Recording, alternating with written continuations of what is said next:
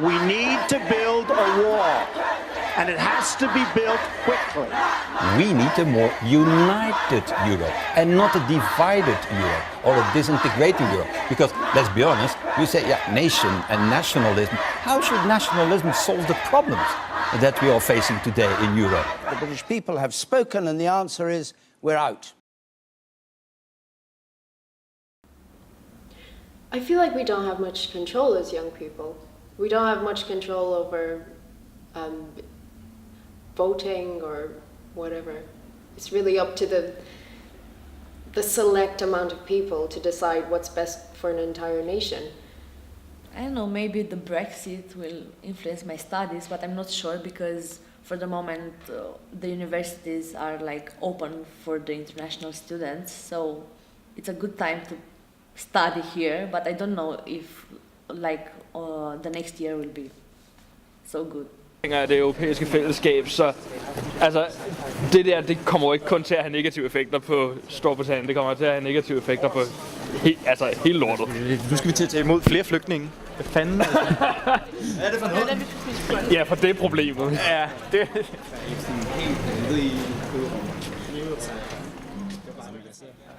I think Brexit had a big effect on me, just in the fact that I couldn't speak my own language walking down the street without getting dirty looks, which I felt that was out of place in Brighton because I thought it was more accepting than I realized after Brexit.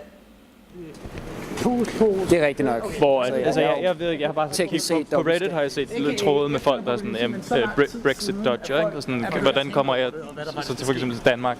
Og det virker meget federe end bare at være fanget i England. Unless people start to wake up and become detached from their phone and stop letting the media scare them. The media is amazing for scaring people. That's how you control everyone. Just scare them. Just feed them fear. Feed them hate all the time. And we see this you see it here in our country. You see it in the States. You see it everywhere. Everywhere in the world you see it. Just feed it hate. And unless people start to be like, oh no, wait a minute, what's actually going on? Let me go and say hello to this person and stop being scared of your neighbor. It's that term, you're scared of your neighbor. Then nothing's ever going to change. It's always going to be the same. There's never gonna be a change. There's never gonna be a revolution, and we're just gonna stay numb and dumbed by our phones and by the fear that we're fed.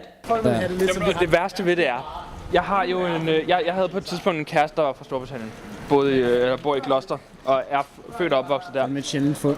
Ja, præcis. Og hun virkede egentlig meget normal, indtil jeg fandt ud af, at hendes far er åbenbart en af de lokale ledere af UKIP. Oh shit. Det var også meget... Kan jeg ikke gøre det igen? Det var bare, jeg kom sammen med en pige, som virkede meget normalt, indtil jeg fandt ud af, at hendes far var lokal leder af UKIP i Gloucester.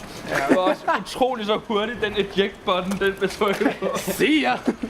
Nå, er det så egentlig betyder med, hun er også sådan UKIP? Ja.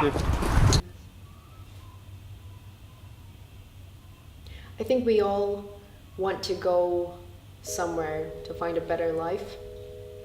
And taking that away from people is a terrible thing to do. And I feel like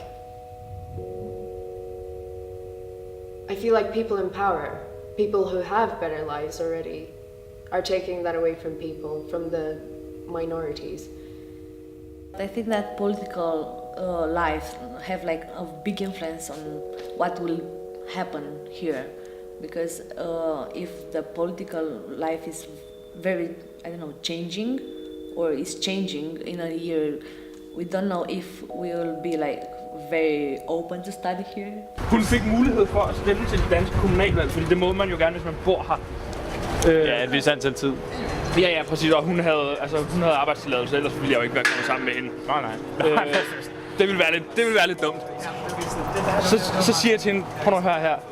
Jeg er også højreorienteret, det er okay at være det, men lad lige være med at stemme Dansk Folkeparti. Stemmer hun kraftedeme med Dansk Folkeparti. Så havde sådan det kommer ikke til at gå, det her. Så Dansk Folkeparti er jo faktisk mere centreret mod venstre, faktisk.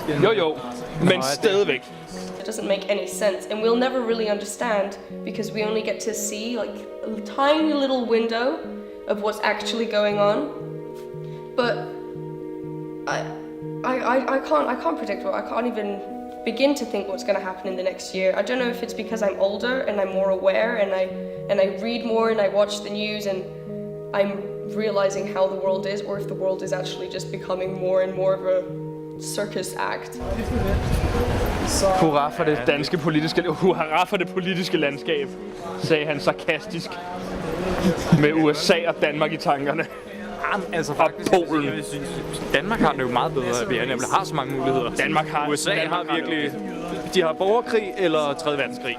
Det har det basically. Ish. Yeah.